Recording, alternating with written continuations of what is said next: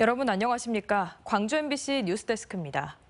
오늘은 절기상 입추인데 더위의 기세는 사그라들 줄 모르고 있습니다. 연일 무더운 날씨에 광주에선 지난 2021년 이후 3년 만에 온열 질환 사망자가 생기기도 했는데요. 해가 갈수록 광주는 더 더워지고 있지만 광주 도심, 그중에서도 구도심은 폭염에 취약한 걸로 나타났습니다. 송정근 기자입니다.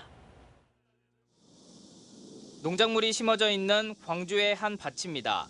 지난 3일 오후 이곳에서 밭일을 하던 87살 고모 씨가 쓰러졌다는 신고가 접수됐습니다.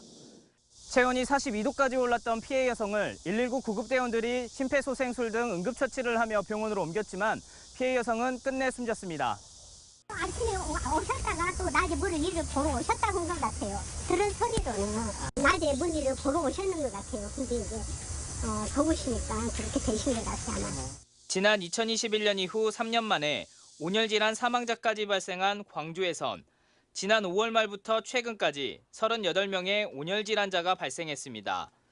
최근 5년 사이에 폭염 영향 예보가 2배 이상 증가할 정도로 해가 갈수록 폭염이 기승을 부리고 있는데 광주 행정동 가운데 절반 이상이 폭염에 취약한 것으로 나타났습니다. 광주연구원이 기후와 시설, 인구를 기준으로 폭염 취약 지역을 분석해보니 광주 75개 행정동 가운데 60%가 폭염에 취약한 것으로 나타난 겁니다. 이 가운데 계림이동과 화정이동 등 7개 동 원도심이 폭염에 가장 취약한 5등급으로 분류됐습니다. 500제곱미터 안에 30년 이상 된 노후주택이 130개 이상, 고령 인구가 800명 이상일 경우 가장 낮은 등급인 5등급을 받았습니다. 숲이 적고 저층의 오래된 주택이다 보니 이와 같은 원도심이 폭염에 취약한 것으로 분석됐습니다. 집에 있어도 더워. 청소 좀 하면 땀이 줄줄 흘러버려. 항상 이런다고 못 살대. 지금 며칠만 지금 참고 살대. 며칠 지나면 괜찮을 테지 하고 지금. 역대 최악의 폭염이 발생한 2018년 이후 광주시는 피해를 줄이기 위해 매년 방문 건강관리를 실시하고 그늘막 설치와 살수차를 운영하는 등 폭염 피해를 줄이기 위해 안간힘을 쓰고 있습니다.